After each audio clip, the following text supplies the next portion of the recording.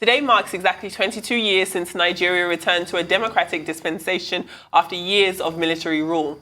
General Abdulsalami Abubakar, who took over from the later General Sani Abacha as the last military head of state, inaugurated the Fourth Republic on May 29, 1999, when he handed over power to an elected president, Chief Olusegun Obasanjo. That's right. Now, the date served as the country's Democracy Day until June 12th was instituted by President Muhammadu Buhari to play that role.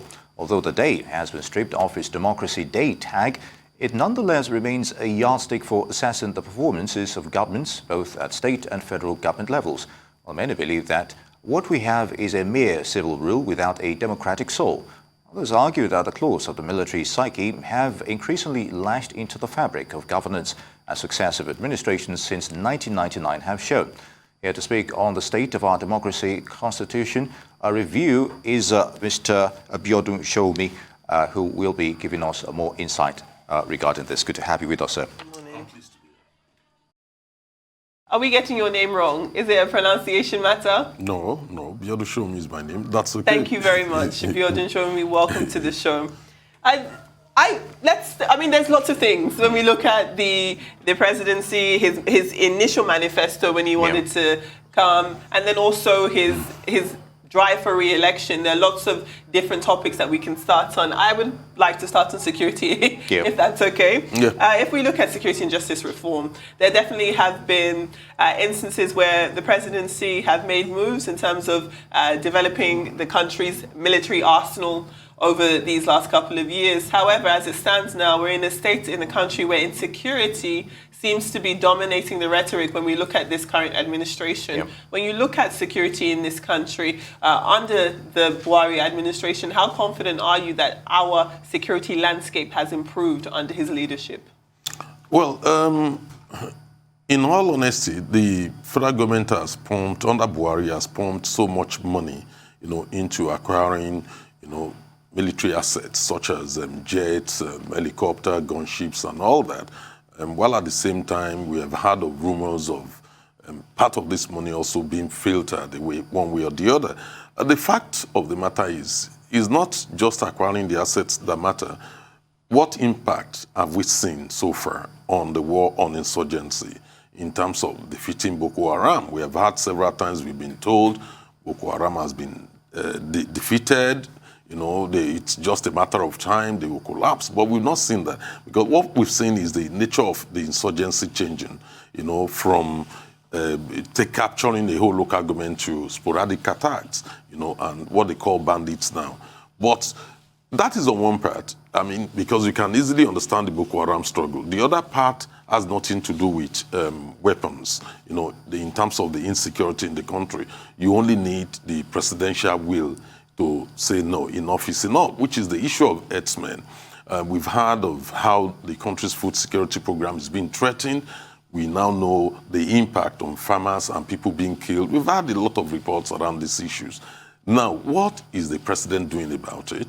The president was quiet, for a long time until recently, and the only response is to say the southern governors cannot even ban open grazing, when in reality, they have a right to do that. Nobody is banning movement of people from one place to the other, but actually saying you cannot move cows, on ground. So the freedom of movement does not cover cows, which is a fact. So when you look at how that has created a situation now where the corporate entity of Nigeria is being called into question, even by Nigerians themselves, saying, look, we've had enough. This country can no longer guarantee the security of people's lives and properties. It's gotten so bad that people are now calling for the right to exercise their right to self-determination. I won't call it secession, right to self-determination. Yet, we have not seen any meaningful response from the federal government, apart from National Assembly now moving around to say, look, now let's talk about restructuring when the goalpost has shifted, to something else. Hopefully, we may be able to arrest the situation. I'm not confident of that because there is on a daily basis, threat to the lives of people in different parts of the country. The last one being Benue. And for how long can people who are not even Nigerians, but because they are claimed to be Fulani, have a right to attack other people within their own country. For how long will this be tolerated? I don't know. So what you see is the military asset is one part of it to deal with Boko Haram, but the other aspect, which has to do with presidential will, policy, and resolve, it's actually lacking, and that is contributing seriously to the threat to our national security. Very good. Interesting you should mention presidential will, and to a large extent, when this administration came in, it had so many promises, and people were actually, keen into those promises and wished they could be done expeditiously. And some of these problems, as you rightly highlighted, preceded this administration as well. And it's been thought at one point in time they've been foot dragging, allegations of foot dragging, probably not being expeditious enough in tackling them. So to a large extent, would you say that political will is still lacking, and others are taking the initiative at the moment? Yeah, obviously, it's still lacking. I sympathize with the president because I don't know what someone like me or others expect him to do, because as far as he's concerned, the body language is quite very clear. This is not a new problem. If you go through the APC constitution, prior to his election, one fundamental issue right in there is the issue of restructuring. So when you ask the question, how long 6 years after, why is it that we have failed to restructure the country? Rather, we have created, an atmosphere where the security of the country itself is being threatened. You begin to see that it's not about foot dragging. It's just that the president is not willing to do anything about it. If you look at the sectionalism, the way the president has gone about the issue of appointments in the country, you ask yourself, what happens to federal character? Is a law in Nigeria. Why is it not being obeyed? And why is it that the president prefers, certain people from certain sections of the country? It doesn't mean that they are not qualified, but there are also other people who are qualified elsewhere. When you look at all this body language, you begin to ask yourself, what do we expect from the president? I don't expect the president to do anything better. The issue is that his lack of political will resolve, is actually leading to more insecurity. People at several times expect the president to talk to the whole nation, assure people. We are not hearing that. What we hear is a gabasheo from the presidency claiming presidency. There is nothing called presidency. You only have a president in the country. And then, you have all his aides working around him. So when you use the term presidency, you are referring to the aides, not to the president himself. So you have all these amorphous, people trying to dictate the policies of the country, and the president, not doing anything about it. It's really very, very worrying for many people. The security services are looking at the president, the body language. They are not getting it very clear that, look, go and crack down, stop this insecurity in the country, particularly the one threatening the corporate existence of Nigeria. It's not Boko Haram. It's actually the issue of herdsmen moving into farmers' territory, eating their crops, and also killing people and raping women. That is the major security challenge in the country, which Nigerians expect the president by now to address them on. Can you say, if we segue now into more social policy and the welfare state in this country, you touched on Nigeria's ethnic diversities, naturally. And the whole conversation about appointments usually going to mostly northerners in this country has triggered a lot of emotional reactions for many people in the country. The untimely passing of the Chief of Army Staff, as sad as that was for everybody, would have been a great opportunity for the president to show that he is acknowledging that there are ample candidates who can come into that position from different geographical places in the country. He resorted to pick another northerner. Do you think that that is another example of perhaps the president, I'm trying not to use the word presidency as you said, as the president not being able to be a man of his word? At the very beginning of his first term in office, he went to Chatham House and he stood before the people there and said that he was a reformed military leader, that he believed in the beauty of democracy. But, part of Nigeria's democracy is the beauty of our ethnicities as well. And it seems as though that hasn't been reflected within the Buhari administration. Do you think that with the next coming years, towards the end of his term in office, we will have more opportunities where we can see Nigeria unifying like he said it would? Well, I have little faith in what the president is saying, I can only hope and pray that the president would actually achieve what he's talking about now. Because you only need to look at the antecedents. When you go back in time, you will realize that nothing has changed so much. I was one of those who felt Buhari could have changed. I was a victim of his rule in 1985 when I was arrested for treason and felony as a university student under Buhari Idi Agbon's regime. So I was one of those who, I was filled with so much hope. Maybe the man has changed. Maybe we should give Buhari a chance. And Nigerians did, and down the line, we've all seen what we have voted for. That does not mean that the previous regime was doing better. No, they didn't do it better. But Buhari is even taking the whole thing to the brink of national calamity. If you're not careful, the whole country will be engulfed in flames. We pray not, because nobody prays for war, and we all hope that our leaders will do the right thing. We will try and create the conducive atmosphere for people to negotiate the basis of the existence of the country. Now, moving forward, when you look at what the president is talking about, I have little faith in it, because we have had the Gabashewu telling the whole country that the issue of restructuring, it's a no-go area for Mr. President. I've not seen Mr. President coming, talking to Nigerians saying, no, you are talking rubbish. Now, the fate of Nigeria will be decided by Nigerians. And that is the crucial issue. Will the president agree that the people of Nigeria should decide the fate of Nigeria? That's major. Otherwise, all the moving around by legislators trying to canvass views of the people will end up in nullity.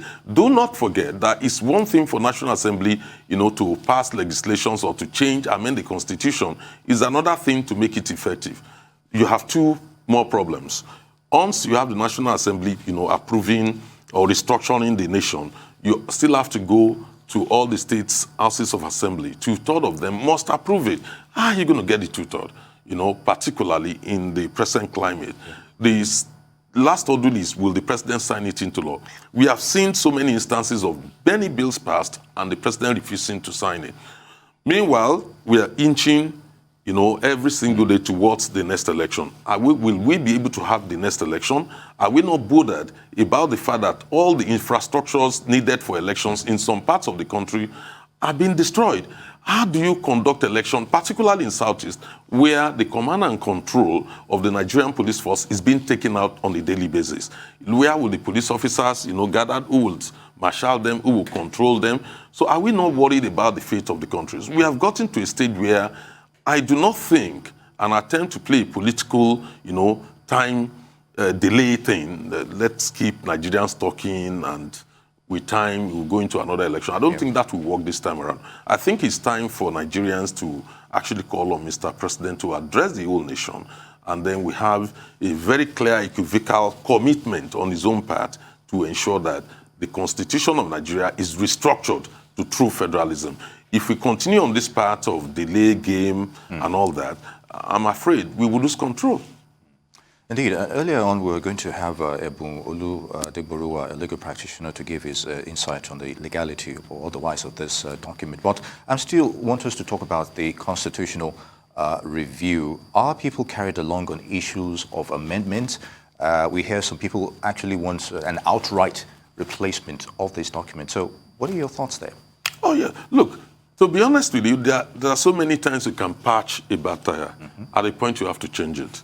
The tire of the Nigerian vehicle has been patched so many times to the extent that even Nigerians themselves, we have lost faith in it. I mean, more than half of the country, because when you look at a country where the citizens don't feel as if they are stakeholders in that country, some people are feeling maybe they are second-class citizens. We are approaching a very dangerous stage when people start calling for to exercise their right to self-determination. Then it means the Constitution is not working. If the Constitution of Nigeria is working, by now we won't be where we are. Just go back to 1999, by the time when we had the civil transition, to what we have done called democracy. It wasn't as bad as this. We have gone back in times. In fact, the country is almost as if we just came out of civil war. huge distrust among the different ethnics in Nigeria. You have conflicts on a daily basis. You have the security systems, being damaged on a daily basis. So we have been going from here. I don't think tinkering with the Constitution will solve the problem. I think the major problem is the 1999 Constitution. It was midwifed by the military. Do not forget, Professor Anwalu Yadudu wrote that Constitution under Abdul Salami. It was never, it was never taken through any referendum, approved by Nigerians. And what you have there, the first line, we the people of Nigeria, is a lie. That is a big lie. So you cannot build something on nothing. The Constitution is defective from day one. So what do you expect from it? What we need to do is to replace this Constitution.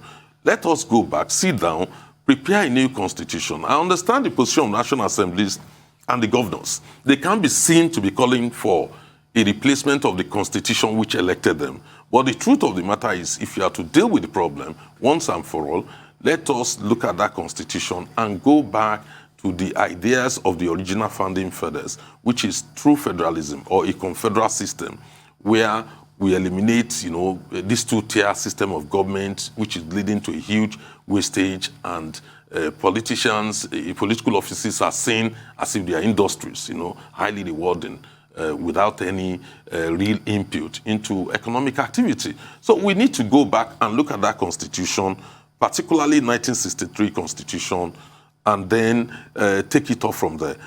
Rethinking, tampering with the 1999 Constitution will not lead us to anywhere. It will only resolve one problem, only to create another problem. How will it deal with the issue of a bicameral legislature?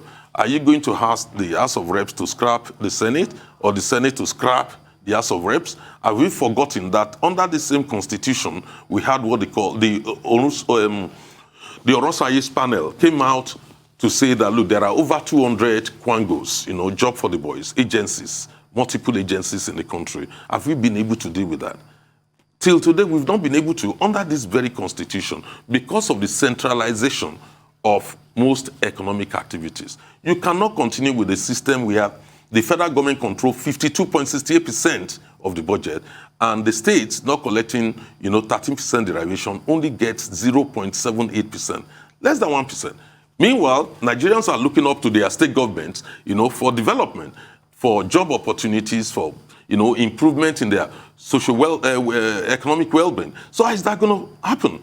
How do you have a situation where the federal government controls budget for agriculture, yet they don't own the land? The state governments own the land. These are anomalies. These are issues which cannot be addressed by the current review by the National Assembly. We need, because those who are benefiting from it will never allow you, to get it through the Houses of Assembly. So we need to rewrite the Constitution in a way that there is no inbuilt veto, because the current Constitution has an inbuilt veto where no section of the country, whether even you say the entire South, cannot change that Constitution. So you cannot have that. We need to go back and redraw that Constitution in a way that it can meet the yearnings and aspirations of the people, and also, flexible enough, to deal with the challenges of today. You've mentioned so many different loopholes that need tackling and need people to address them. Another one would be how the current constitution affects women in the country. If we look at inheritance, for example, we know that as it stands, women are disproportionately affected from reclaiming their own inheritances, whether it's widows or girl children of people who may have lost their lives. It's something that the African Women Lawyers Association have campaigned about for a long time. In addition to that, it's clear that you're of the opinion that this constitution needs to be scrapped and built again. But let me not say that there are hurdles in getting to that point. You touched on one of your earlier answers, the difficulty the National Assembly would have to really push for complete institutional change of the constitution, because it would mean having to distance themselves from a system that allowed them into power. But if we look at the National Assembly, for a long time, they have been accused of being afraid of calling a national constitutional conference, which would lead to the building of a new federal constitution. Do you agree that it's fear that's keeping them from really going for the type of change that many Nigerians want? Yeah, absolutely. It's fair. When when you look at the composition of the National Assembly, how many of them, are really forward-looking, other than they are in there for their own pocket? When you have a situation where a former governor who got married to a 10-year-old girl or 12-year-old girl, and that is allowed, and he has to be back in the Senate, and people think nothing is wrong with that, which in a section of the country they think is pedophilia, in another section of the country they think is acceptable. How do you have that kind of constitution in the country where you cannot criminalize even pedophilia? The issue of women is also another major thing. Look at the composition of the National Assembly. How would women's rights be enshrined in the Constitution only dominated, by male chauvinists? How would you ensure that? I don't think it's what the National Assembly can do. I think we need to have a national conference where there is better representation, not only on gender, on people who are fighting for child rights should also be represented, so that we can look at which kind of country do we want? Do we want a country where half of that country allows pedophilia and the other half thinks is a criminal offense? We have major problems. This National Assembly cannot tinker with that constitution in a way that we will achieve our goals. We will continue to have problems. When you look at the judiciary too, how do we have a situation where even the Supreme Court, did give judgment in favor of the workers, the judicial union workers? Till today, the governors have not implemented it.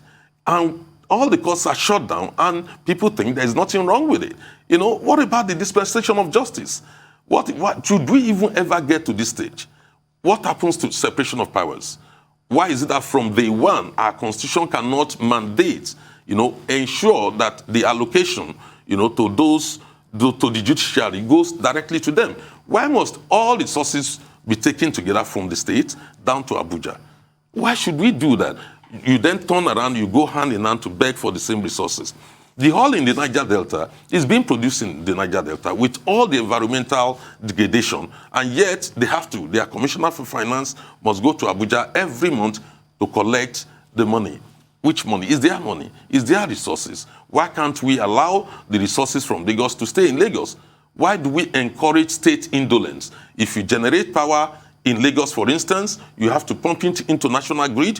By the time it gets to its destination, it's lost some. Some of the power is lost through wastage, through transport. So what then happens? You pay higher bill, for that. Why do you have to have a constitution when we are talking about market forces to determine the price of fuel, while at the same time we are also subventing the cost of transporting fuel from one part of the country to the other? The landing cost of fuel in Lagos is not 167 naira or 147 naira. What makes it that high is because there's what they call petroleum equalization fund to ensure that this part of the country is able to subvent the cost of fuel being transported to other parts of the country. So basically, it means you have an artificial price. So why are we deceiving ourselves? The Constitution cannot guarantee that. If we want true federalism, we must practice true federalism. Then we need to write a new constitution so that the landing cost of fuel is borne in different parts of the country by the people residing there and not necessarily being passed on to others. That is, when government talks about fuel subsidy, are they talking about people in one part of the country also subsidizing, the cost of fuel in another part of the country? So there are so many anomalies. Do not forget that even the cost of fuel, 455,000 barrels of oil a day, is reserved for Nigerians. So there's no subsidy to start with. So we have a major problem. What we need to do is rewrite this constitution. Amending it will not take us anywhere. The National Assembly cannot do it. They cannot address women's rights. Who are the women to advocate for that?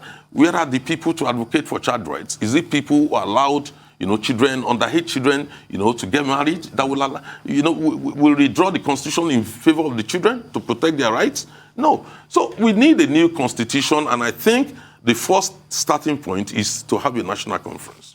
Indeed. Now, let's talk about, we're still reviewing the current administration. Now, one of the cardinal objectives of President Buhari then, especially during his electoral campaigns, as it were, before his ascension into power, is the issue of tackling corruption to a large extent. Do you think he has made any headway?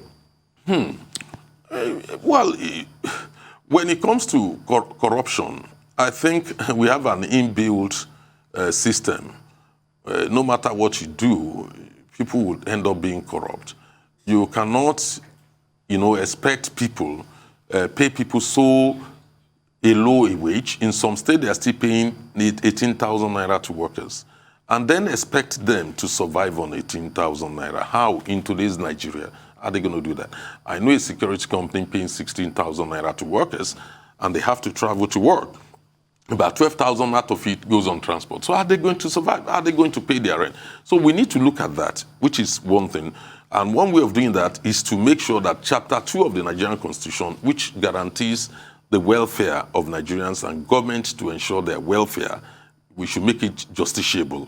Because currently you cannot go to court and enforce it. It's not justiciable. So rather than people being underpaid, underemployed, and then having, to look for sharp practices as a way of surviving, we need to address that. The other side of it is also look at what is fueling corruption. Many Nigerians feel, look at the National Assembly, look at political leaders. When you say governors can have, 1 billion, 2 billion, 4 billion a month as security vote without accounting for it, where did we get that from? There is no place in the Constitution which says that public wealth should not be accounted for. What you see is a carryover from the military rule, and that is what we are still doing till today. When you don't account for a section of the public wealth, what do you think is that? It's corruption. It needs to be accounted for. When you pay parliamentarians, legislators, humongous amount of money, in form of allowance, the allowances, running into over 20 million a month or a quarter, that is another form of corruption because they are not supposed to collect that level of money. So when you have all these things going on within the country, and then we're talking about tackling corruption, how are you going to tackle corruption? Why do you think our youths are focusing on trying to make money at all costs?